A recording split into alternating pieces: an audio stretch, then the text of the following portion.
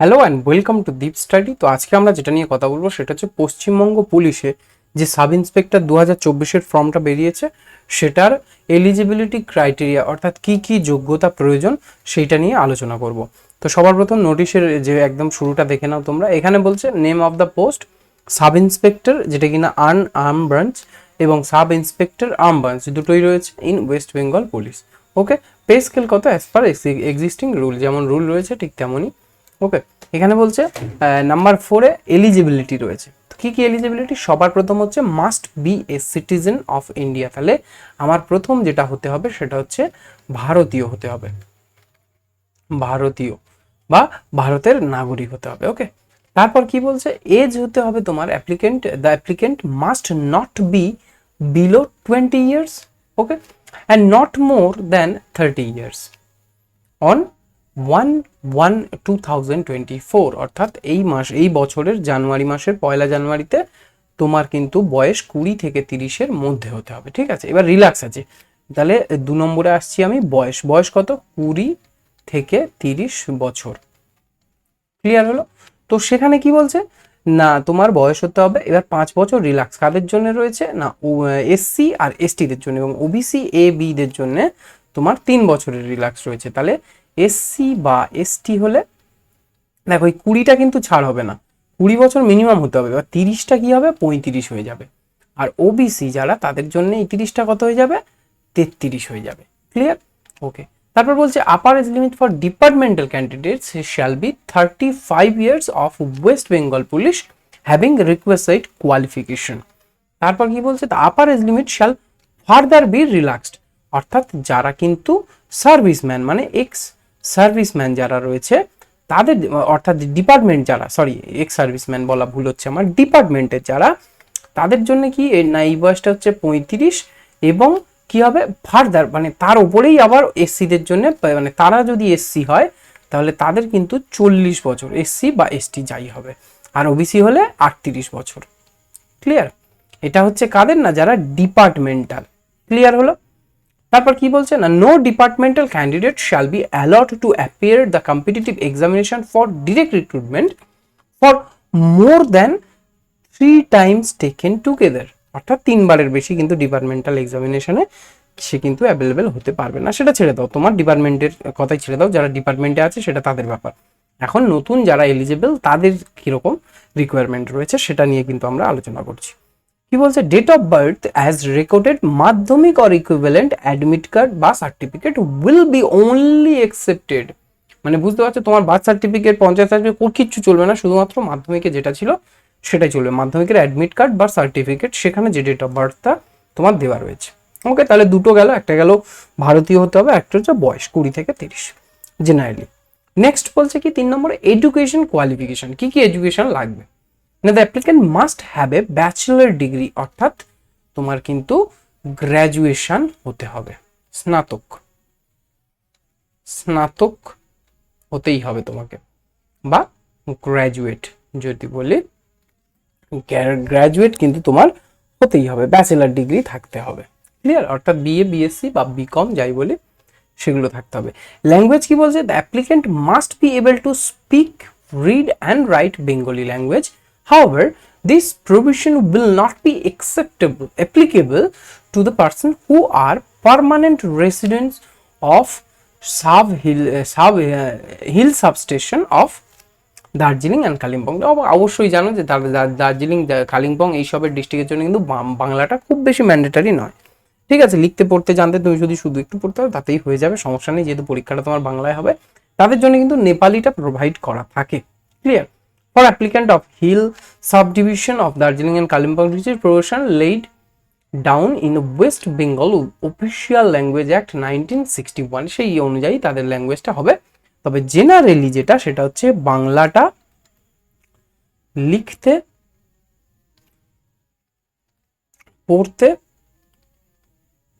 পড়তে ও বলতে পারতে হবে। ক্লিয়ার? সে দার্জিলিং কালিম্পংটা ছেড়ে দাও। নেক্সট যেটা যাবো সেটা হচ্ছে একটা ছোট্ট নোট রয়েছে এই ল্যাঙ্গুয়েজের নিচেই রয়েছে, সেটা কি দেখে নি। বলছে দ্য ক্যাটাগরি, আচ্ছা এটা প্রথমবার দেখছি, the category to which a transgender person is to be accommodated will be intimated in the due course, অর্থাৎ এর মাঝেই বলে দেওয়া হবে যে যারা ট্রান্সজেন্ডার তারা কি করবে। ক্লিয়ার হলো? বলছে the applicants must possess all the above noted qualification or before the date of submission of their online application form। অর্থাৎ গ্র্যাজুয়েশন যদি তুমি করছো সবে, তাহলে কিন্তু হবে না, কমপ্লিট করতে হবে 1 জানুয়ারির আগে। ক্লিয়ার? বা এই বছরেই যখন তুমি ফর্ম ফিল আপ করছো, যেটা কিনা তোমার শুরু হয়েছে কবে, এটা মার্চ ধরি, তো মার্চের আগেই কিন্তু কমপ্লিট করে রাখতে হবে। বলছে if it is found during verification of testimonial or at any stage that any candidate has acquired qualification or as stated above at any date after the date of submission of his or her application form, his or her candidature will summarily be rejected। অর্থাৎ যদি এটা ধরে মানে কোথাও ধরা পড়ে যে তোমার যে সার্টিফিকেটটা রয়েছে সেটা যে মার্চের পরে রয়েছে, মার্চের 2024 যেটা, তারপরে যদি কোনো সার্টিফিকেট দিয়ে তুমি অ্যাপ্লিকেশন করে থাকো, তাহলে কিন্তু সঙ্গে সঙ্গে ক্যান্সেল হয়ে যাবে। ঠিক আছে? তারপরে এই লম্বাভাবে একদম লম্বা চওড়া লেখা আছে, এগুলো একদম লেস অম্বিশন, আমি এত পড়ছি না। ওকে, নেক্সট চলে যাচ্ছি।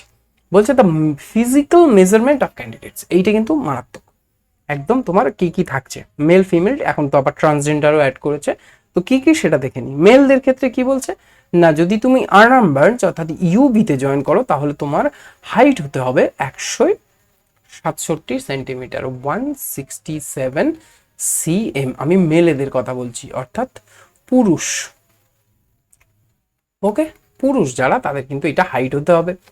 বুকের এক্সপেনশন কত হতে হবে না, 79 সেন্টিমিটার থেকে আবার 5 সেন্টিমিটার বাড়াতে হবে, অর্থাৎ 84 সেন্টিমিটার। ক্লিয়ার? মিনিমাম 79 হতে হবে আর 5 সেন্টিমিটার বাড়াতে হবে। ক্লিয়ার হলো? তারপর কি আসছে না, যারা গোর্খা রাজবংশী তারা তাহলে আর্নাম বাঞ্চে গেলে কি করবে না, তাদের হাইট হতে হবে 160 সেন্টিমিটার। আর তোমার যেটা 76 সেন্টিমিটার লাগবে, যেটা কিনা এখানে 79 লাগে, 79 লাগে, সেটা লাগবে এখানে 76 সেন্টিমিটার। আর ওয়েট জেনারেলদের তোমার লাগবে 56 কেজি মিনিমাম। আর এখানে রয়েছে তোমার গোর্খা গারওয়ালি যারা, তাদের জন্য কিন্তু 52 কেজিজ হলে হয়ে যাবে, অর্থাৎ 4 কেজির ছাড় রয়েছে এবং 7 সেন্টিমিটারের ছাড় রয়েছে হাইটে, এবং বুকের ক্ষেত্রে অর্থাৎ চেস্টের ক্ষেত্রে তোমার ছাড় রয়েছে 76 অর্থাৎ 3 সেন্টিমিটারের ছাড় রয়েছে। ক্লিয়ার হলো? এটা হচ্ছে আনআর্ম বাঞ্চ। এবার তাহলে আর্ম বাঞ্চে যারা পড়বে, sub inspector police, okay, SI of arm bunch, তারা কি হবে না, তাদের হাইটটা অনেকটা বেশি লাগবে, সার্জেন্টের কাছাকাছি লাগবে, সেটা কি না 173 সেন্টিমিটার তোমার হাইট লাগবে। যারা আর্মে যাবে তাদের 173 সেন্টিমিটার লাগবে হাইট। বুক কত লাগবে, 86, আর এক্সপেনশন 5 অর্থাৎ 91-এ যাবে। আর 60 কেজি তোমার ওয়েট লাগবে। ক্লিয়ার হলো এই তিনটে জিনিস? তাহলে যারা গোর্খা রাজবংশী তারা কি হবে না, তাদের 163 লাগবে তোমার হচ্ছে আর্মের ক্ষেত্রে, 181 তোমার বুকের ছাতি, আর 54 হচ্ছে তোমার হচ্ছে ওয়েটটা লাগবে। ক্লিয়ার হলো? নেক্সট এবার হচ্ছে মহিলাদের, ফিমেল যারা, তাহলে ফিমেলদের কি হবে না, সাব ইন্সপেক্টর অফ পুলিশ, যেটা কিনা ফিমেলদের জন্য কিন্তু আর্ম বাঞ্চে কোনো ভ্যাকান্সি নেই, তাদের আনআর্ম বাঞ্চেই কিন্তু থাকছে। তাহলে তাদের হাইট কত লাগছে না, গোর্খা গারওয়ালি রাজবংশী এবং এসটি যারা, এই চারটে মনে রাখবে, গোর্খা গারওয়ালি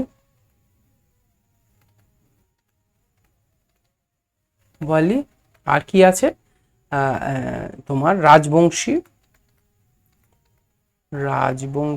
আর থাকছে কি না এসটি যারা, শিডিউল ট্রাইব তপশিলি উপজাতি যারা, তাদের জন্য 100, তাদের ছাড়া যারা, তাদের জন্য তো 155, এবং তারা না হলে জেনারেল হলে 107 সেন্টিমিটার তোমার লাগছে হাইট, আর ওয়েট লাগছে 48 কেজি। আর যদি তুমি ওই সব ক্যাটাগরির মধ্যে পড়ে যাও, তাহলে 155 সেন্টিমিটার হলে হয়ে যাবে, এবং ওয়েট লাগবে কত, 45 কেজি। তো এটা গেল যারা ফিমেল, অর্থাৎ যারা লেডি ইন্সপেক্ট্রেস, সাব ইন্সপেক্ট্রেস হবে অ্যাকচুয়ালি, তাদের জন্য কিন্তু এই ওয়েট আর মেজারমেন্টটা থাকছে। এবং সবচেয়ে বড় কথা যেটা, সেটা হচ্ছে তাদের কিন্তু চেস্ট থাকছে না। ক্লিয়ার? তাদের জন্য চেস্ট অ্যাভেলেবেল নয় মহিলাদের জন্য এবং ট্রান্সজেন্ডারদের দুটোর জন্য। ঠিক আছে? ট্রান্সজেন্ডারদের কি লাগছে না, ট্রান্সজেন্ডারদের হাইটের রিক্রুটমেন্ট হচ্ছে, যদি তুমি গোর্খা গারওয়ালি রাজবংশী বা এসটি এই চারটের মধ্যে না পড়ো, তাহলে হচ্ছে 62 লাগছে, ঠিক আছে। আর এটা কিন্তু আমি তোমাদেরকে আগে স্পষ্ট করে দিই, তোমরা অনেকে কমেন্ট করো যে এসসি কত হাইট লাগবে। দেখো এসসি কত হাইট লাগবে বলা চলে না, এসটি হলে তোমার কিন্তু এই হাইটটা, ঠিক আছে।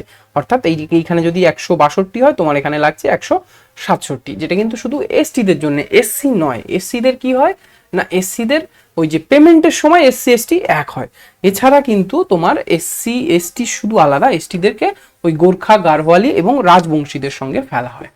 ক্লিয়ার হলো? চলো, এখানে কি বলছে, আবার পেমেন্টের সময় গোর্খাদেরও আলাদা করা হয়, সেটাও বলছি পরে আসতে, পেমেন্টের জায়গায় গিয়ে আমি বলে দিচ্ছি। এখানে বলছে 162 সেন্টিমিটার মিনিমাম হাইট লাগবে যারা ট্রান্সজেন্ডার তাদের জন্য, ঠিক আছে। এই নতুন ক্যাটাগরিটা কিন্তু এখন করে দেওয়া হচ্ছে, আগে এগুলো থাকতো না। তো সেখানে 162 সেন্টিমিটার লাগছে তোমার হাইটে, এবং ওয়েট লাগছে 51 কেজি। যদি তুমি ওই যে আর্ম বাঞ্চে, সরি আনাম বাঞ্চে যাও, ক্লিয়ার, আর্ম বাঞ্চেও ট্রান্সজেন্ডারদের নেওয়া হয়, কিন্তু মহিলাদের এখন আপাতত নেই, ঠিক আছে, ফিমেলদের নেই। আর 167 লাগছে যদি গোর্খা, গারওয়ালি বা এসটি হও। আর 47 কেজি তোমার ওয়েট লাগছে, ঠিক আছে। পুরো নোটিশটা আমি তোমাকে তোমাদের সব ওই টেলিগ্রাম চ্যানেলে দিয়ে দিয়েছি, এবং অফিসিয়াল লিঙ্কটাও কিন্তু দেওয়া থাকলো, তোমরা সেখান থেকে ডাউনলোড করে একদম ধরে ধরে প্রত্যেকটা দেখে নিতে পারো, যদি এখন মানে নোট করতে সমস্যা হয়, ঠিক আছে। তোমাদের যেটা যে যার মানে, কেউ হয়তো রাজবংশীর ব্যাপারটা দেখবে, সেটা তোমরা সেখান থেকে দেখে নিতে পারো, কেউ ইডব্লিউএসটা দেখবে, সেখান থেকে কিন্তু ইজিলি দেখে নিতে পারবে। ক্লিয়ার? আমি এখানে একটা তোমার ওভারলুক দিয়ে দিচ্ছি।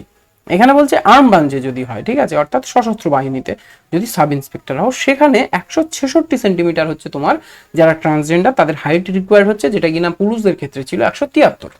এখানে তোমার ওয়েট লাগছে, পুরুষদের কত ছিল 60 কেজি, সেখানে এখানে তোমার লাগছে কত না, শুধুমাত্র 54 কেজিতে হয়ে যাচ্ছে। ক্লিয়ার? ট্রান্সজেন্ডারদের জন্য। এবং ট্রান্সজেন্ডার যারা গোর্খা, গারওয়ালি এইসব থেকে মানে যেসব জাতি উপজাতির থেকে আছো, সেইখানে যদি ক্যাটাগরিতে তোমার পড়ে, তাহলে কিন্তু 160 সেন্টিমিটার তোমার লাগছে হচ্ছে হাইট, এবং ওয়েট লাগছে 50 কেজিস। ক্লিয়ার হলো? হাইট আর ওয়েটটা কিন্তু অনেক সময় তোমরা কনফিউশন হয়ে পড়ো, সেটা ভালোভাবে দেখে নেবে, এই পিডিএফটা আমি দিয়ে দেবো পারলে। ক্লিয়ার? চলো নেক্সট কি বলছে, পিরিয়ড অফ অ্যাপ্লিকেশন, কবে থেকে কবে পর্যন্ত অ্যাপ্লিকেশনটা হবে। দেখো শুরু হয়েছে মার্চের 9 তারিখ থেকে। আমার অবশ্যই আপডেট দিতে অনেক লেট হয়ে গেছে, কেন তোমরা যারা রেগুলার চ্যানেলটা ফলো করো অবশ্যই জানো যে মাঝে খুব শরীর খারাপ হয়েছিল, আমি ভিডিওটা করতে পারিনি, প্রায় 1 সপ্তাহ বন্ধ ছিল, চ্যানেল বন্ধ ছিল বলতে আমি ওই জিকে টিকে গুলো পোস্ট করে গেছি, কিন্তু কথা বলার অবস্থায় ছিল না, ঠিক আছে, গলাতে সমস্যা হয়েছিল, তার জন্য ভিডিও করতে পারিনি। তো এখানে বলছে 9 তারিখ থেকে 9 মার্চ তোমার শুরু হয়েছে 6টার থেকে সন্ধ্যেবেলায়, আর এখানে সরি সকালবেলা, এবং শেষ হচ্ছে তোমার 7/4/2024 রাত 12টা পর্যন্ত, ঠিক আছে। এখানে এবার নিচে দেখো এই ছোট্ট কিন্তু তোমাদের ওয়ার্নিংটা এখানে দিয়ে রেখেছে, কি বলছে না, the applicant are strongly advised to submit their applications well in advance without waiting for the last date and time submission to avoid delayed submission due to server problem or any other technical glitches। অর্থাৎ যে কোনো technical glitch আসতে পারে, server down হয়ে যেতে পারে, অনেক কিছু হতে পারে, তাই একটু আগে করে নাও, যেহেতু 7 তারিখ এখন অনেকটা দেরি, তোমরা তার আগে যখন খুশি চাও এই যে অ্যাপ্লিকেশনটা করে নিতে পারো। করতে গেলে তোমার ফিস কত দিতে হবে, এবার আসি ফিসের কথা, একদম লাস্ট পোর্শন। ফিস কত লাগছে না, যারা সমস্ত ক্যাটাগরি 250 টাকা হচ্ছে অ্যাপ্লিকেশন ফিস। দেখো গোর্খা, গারওয়ালি সব কিন্তু এর মধ্যে পড়ে যাচ্ছে, তখন কিন্তু আর গোর্খাদের ছাড় দিচ্ছে না, ওদেরকে 250 দিতে হবে। ওখানে ছাড় কাদের না, এসসি আর এসটি, এসসি এবং এসটি তাদের হচ্ছে এটা নীল, অর্থাৎ কোনো টাকা লাগছে না, অ্যাপ্লিকেশন ফিসটা লাগছে না, প্রসেসিং ফিসটা লাগছে। প্রসেসিং ফিস কত, সেটা হচ্ছে 20 রুপিস। এটা কিন্তু সবার ক্ষেত্রে প্রযোজ্য, অর্থাৎ তাহলে সাব টোটাল কত হলো না, টোটাল অ্যামাউন্ট পেয়েবল হলো যারা জেনারেল ক্যান্ডিডেট এসসি আর এসটি বাদে, তাদের কিন্তু 270 টাকা পড়ে যাচ্ছে, এবং যারা পড়ছে তোমার বাকি ক্যাটাগরিগুলো তাদের কিন্তু 20 টাকা, অর্থাৎ 20 টাকা কাদের পড়ছে, যারা এসসি এবং এসটি, এখানে গারওয়ালি বলে কিন্তু ছাড় পাবে না, তাদেরকে ফুল পেমেন্টটা করতে হবে যদি তুমি এসসি না হও। ক্লিয়ার? গারওয়ালিরা অনেক সময় ওই এসটির কোন ক্যাটাগরিতে থাকে আমি ঠিক ওটা ব্যাপারটা জানি না, তোমাদের আলাদা এই যে রাজবংশী, সরি গারওয়ালি বলছি, রাজবংশীরা মনে হয় এসসির ক্যাটাগরিতে তোমরা পড়ো, ওকে, তার জন্য এখানে বলছে applicants belonging to the scheduled caste or scheduled type of West Bengal shall only pay the processing fees, that is 20 rupees, as they are exempted from the paying any application fees. However, shortlisted candidates are required to produce their SSC certificate issued by competent authority at the time of verification on the date of personality test, failing which their candidates their candidature shall be, এটা কি রয়েছে, ab initio be considered to void, অর্থাৎ একদম শেষ হয়ে যাবে, তাদের ক্যান্ডিডেটার বলেই কিছু থাকবে না, সেটা নষ্ট হয়ে যাবে, অর্থাৎ ডিরেক্ট ক্যান্সেল করে দেবে সিম্পল ভাষায়। ওকে, তো আজকে এই পর্যন্ত থাকলো। আশা করি এরপরে তোমাদের আর কিছু জিজ্ঞাসা থাকার কথা নয়, যদিও বা থাকে তাহলে এই ভিডিওর কমেন্ট বক্সে তোমরা সেটা জানাতে পারো।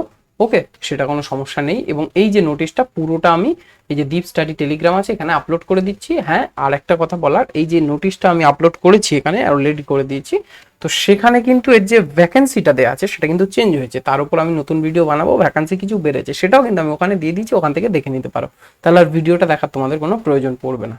ওকে, আর যারা টেলিগ্রাম জয়েন করতে চাও না তাদের জন্য হচ্ছে এই ভিডিও ডিসক্রিপশনে ওই যে পিডিএফটা লিঙ্ক দেওয়া আছে, ডাইরেক্ট অফিসিয়াল সাইটের লিঙ্ক দেওয়া আছে, সেখান থেকে টুক করে ডাউনলোডটা করে নেবে। ওকে, আর এটা হচ্ছে টেলিগ্রাম, ডিপ স্টাডি টেলিগ্রাম। যদি এই এখানে লিঙ্ক না পাও তাহলে অবশ্যই পাবে না, কোনো কারণ নেই, তবে যদি এখানে ক্লিক না করো তাহলে ডিপ স্টাডি টেলিগ্রাম এটা লিখবে শুধু, তোমাদের যে টেলিগ্রাম সার্চ বারে চলে আসবে। ঠিক আছে, এরকম। আপাতত এই পর্যন্ত থাকলো, দেখা হচ্ছে নেক্সট ভিডিওতে নতুন আপডেট এবং ইংলিশ জিকে ইত্যাদির ক্লাস নিয়ে। তো নেক্সট ভিডিওতে দেখা হচ্ছে, বাই।